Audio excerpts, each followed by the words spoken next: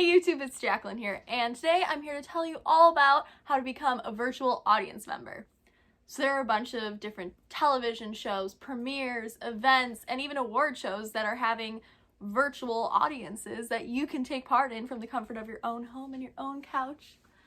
So first things first, how do you find a website or a casting agency to become a virtual audience member? Honestly, this is the easiest part because all you have to do is use Google. And usually I do insert show name here along with virtual audience. And some shows aren't doing virtual audiences, and usually it says on their website not doing a virtual audience. So a show or event will either do it through their own website or through a casting agency. And for 99% of agencies, it's totally free. And you usually get really cool perks like to know the information before it happens, and you also get to be on TV, which is pretty darn cool.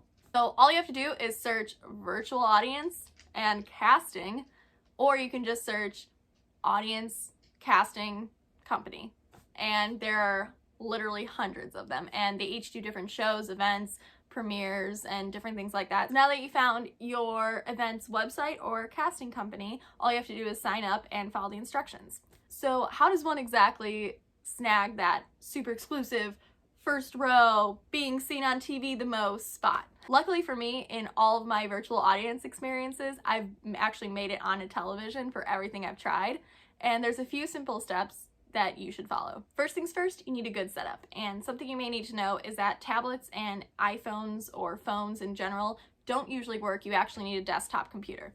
So obviously, first things first, you need a desktop computer and super steady and good internet, Wi-Fi, Ethernet. That is one of the biggest factors of getting chosen to be a virtual audience member, especially one of those coveted up-close seats, is having excellent internet.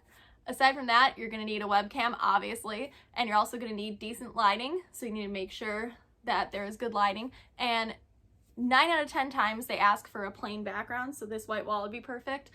Usually you just go sit in front of a wall, or sometimes if you're lucky they'll let you sit on a couch like this, but obviously I would take out these pillows because it's a little distracting. So when it comes to clothing, you obviously want to look put together, not just a t-shirt like I'm wearing, but actual outfit, and make sure you're not wearing any brand name clothing or any logos of any type because they'll either exclude you from the taping or you'll just be put in the back or asked to change. You want to come decently made up, as you don't want to look like you just rolled out of bed. And then finally, you need a good, positive, hyper excited attitude like I'm having right now. And if you're smiling and super excited to be there, then the producers are more likely to put you in the front, especially when you have all these things going for you, like the good setup, internet, everything, and points if you even have your own personal lighting like I have right now. And the other cool thing is most of these shows will actually have you back, and there's usually a limitation, like you can go once a week or things like that. For instance, the Barrymore show, after you signed up for your event and you're either put on a waiting list or you actually get a ticket, you're going to get an email with all the information sent to you on how you should dress, what the setup is,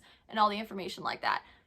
Obviously, first things first, you want to get there super early, earlier than your call time. Make sure your internet's working and everything. I would at least do 15 minutes, if not earlier, just to make sure your computer's working, your internet's working, and that you're online, because if you check in sooner, chances are they're going to put you in the virtual room where an audience is on the big screen sooner than people who arrive late. After you have your setup ready and you're earlier than your designated call time, you definitely want to have your ID handy because most places require an ID. So a couple questions answered for you. No, being a virtual audience member doesn't cost anything, and it usually doesn't pay anything either. It's kind of easy to get, not an exclusive thing. Anyone can really sign up. That's usually it's over the age of 18 or 21 and with a valid driver's license, etc., things like that. Adhere to all of their rules when it comes to attire, being on time, and finally making sure that you don't let any secrets or information spill before the actual event does air. If you follow all these rules and tips, you'll have the best experience and the best time, and I hope you get to snag your favorite event and become a virtual audience member because it is so much fun to do, and it's such a cool experience and something really uplifting during the pandemic that pretty much anyone could do with internet. So a little bit about my experience as a virtual audience member. I just started halfway through the pandemic. I've done things like America's Got Talent, the Barrymore show, the Clarkson show, People's Choice Awards, and things like that, and I've had the best experiences with all of them. And let me tell you how amazing the producers and fellow virtual audience members are, because it actually feels like you're a part of an event even though you're not there and risking exposure to COVID. If you have any questions, feel free to leave comments down below or hit me up on social media. I'll be sure to answer them. Or if you want links to direct casting agencies or websites, I will be happy to provide those to you guys. So I hope to see you on a TV screen soon.